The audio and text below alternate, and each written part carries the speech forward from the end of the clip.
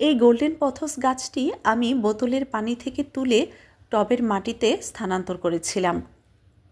খেয়াল করে দেখলাম এর একটি ডাল মরে নষ্ট হয়ে গিয়েছে।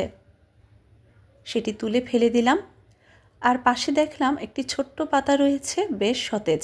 মনে হচ্ছে এদিকে আরও কিছু পাতা গজাবে।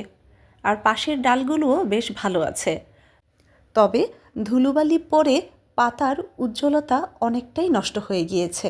তাই আজকে আমি পানি স্প্রে করে দিচ্ছি। গোল্ডেন পথস কিংবা মানি প্ল্যান্টের পাতায় সরাসরি পানি স্প্রে করলে এদের গ্রোথ ভালো হয়, নতুন পাতা গজায় এবং দেখতে অনেক বেশি ন্যাচারাল ফিল হয়। আর যেহেতু এগুলো ইনডোর প্ল্যান্ট, ঘরের সৌন্দর্য আরও অনেক বেশি বাড়াতে আমরা এগুলো ব্যবহার করে থাকি।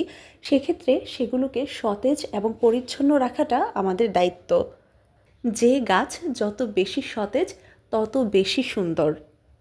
আমি প্রতিটি পাতায় পানি ভালো মতো স্প্রে করে দিলাম। দেখুন কি পরিমাণ সতেজ লাগছে পাতাগুলো, মনে হচ্ছে সদ্য শিশির ভেজা পাতা। ঘরের ভেতর ছোট টবে এমন প্রাকৃতিক সৌন্দর্য কে না চায়। আমি যখন অনেক বেশি ক্লান্ত কিংবা স্ট্রেসফুল থাকি তখন বারান্দায় এসে গাছের পরিচর্যা করা শুরু করে দেই। তাতে আমার স্ট্রেস অনেকটাই রিলিফ হয়ে যায়। তার অন্যতম কারণ পরিচর্যার পর গাছগুলোর এমন সতেজ রিফ্রেশিং একটা লুক।